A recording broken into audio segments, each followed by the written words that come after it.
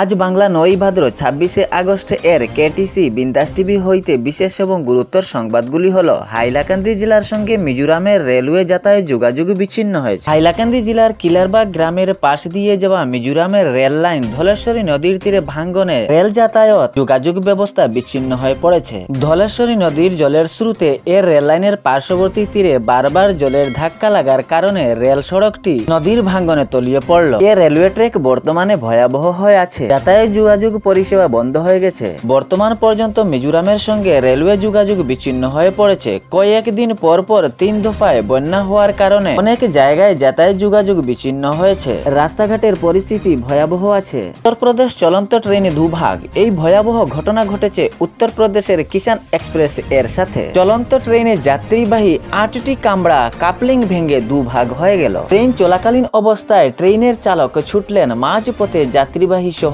৮টি কামরা রেখে। বন্ধ হয়ে পড়ল রেল পরিষেবা ফিরোজপুর ধানবাদ রুটে। এই নজিরবিহীন এবং ভয়াবহ কাণ্ডটি ঘটেছে গতকাল ভোরবেলায়। ট্রেনের কামরার অনেক ছাত্রছাত্রী সময় মতো পরীক্ষা কেন্দ্রে না গেলে পরীক্ষা হবে বাতিল। রেলওয়ে কর্তৃপক্ষ বিভাগ অনেক সময় এই দিনের পরীক্ষা নিরীক্ষা করেন, কিন্তু কোনো সন্ধান তাড়াতাড়ি পাননি। তাই ইতিমধ্যে পুলিশকর্মী ঝাঁপিয়ে পড়ে এবং ছাত্রছাত্রীদের পরীক্ষা কেন্দ্রে পাঠানোর তৎকালীন ব্যবস্থা করেন। অল্পের জন্য দুর্ঘটনার হাত থেকে নিস্তার পেল এই যাত্রীবাহী দ্বিখণ্ডিত হওয়া ট্রেন। কয়েকদিন ধরে ট্রেন দুর্ঘটনা সহ ছোট বড় গাড়ির দুর্ঘটনা ঘটেই যাচ্ছে। বরাক উপত্যকা সহ অন্যান্য বহু জায়গায় এরকম ঘটনা ঘটছে। মহিলার উপরে অত্যাচারের কড়া আইন করলেন ভারতের প্রধানমন্ত্রী নরেন্দ্র মোদীজি। ঘর থেকে এফআইআর করতে পারেন নির্যাতনীয় মহিলারা। প্রধানমন্ত্রী আরও ঘোষণা করেন নাবালিকের যৌন অভিযোগে ফাঁসি ও যাবজ্জীবন জেলের মতো ব্যবস্থা রয়েছে। প্রধানমন্ত্রী নরেন্দ্র মোদীজি মহিলা নির্যাতন নিয়ে এবং নাবালিক যৌন ধর্ষণ নিয়ে কড়া ঘোষণা করলেন গতকাল। বাংলাদেশে বন্যার পরিস্থিতি ভয়াবহ।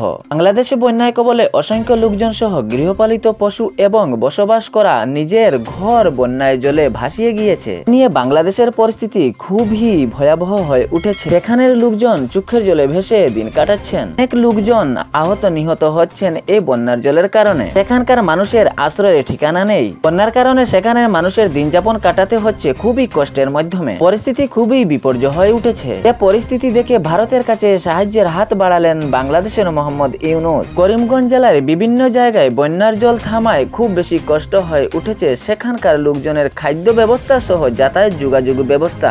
লোকজনের ফিশারি সহ শাকসবজি, ধান রোপণের জমি এবং সবজি সহ অনেক কিছু জলের তলায়। সঙ্গে গৃহপালিত পশুরও কোনো অস্তিত্ব রচ্ছে না এ ৩ দফার বন্যায়। কৃষকের মাথায় হাতে হৃদয়ে ধাউ ধাউ করে আগুন জ্বলছে। রোপণ করা সবই ধানের জমি তলিয়ে নিল এ বন্যায়। সঙ্গে অনেক জায়গায় যাতায়াত ব্যবস্থা বিচ্ছিন্ন হয়ে পড়ল। স্মার্ট মিটারের বিদ্যুৎ বিল নিয়ে থামছেন না এখনো জনগণ। পুরনো মিটার থেকে এই স্মার্ট মিটারে বেশি বিল আসে। অনেক জায়গায় এই স্মার্ট মিটারের প্রতিবাদ জানাচ্ছেন লোকজন। এই স্মার্ট মিটারের বিলের কোনো সীমা নেই। কোনো মাসে ১,০০০ আসলে কোনো মাসে ১৫,০০০ এসে যায়। জনগণের বার্তার মাধ্যমে জানা যায় এটি স্মার্ট মিটার নাকি স্মার্ট হার্ট অ্যাটাকের মিটার।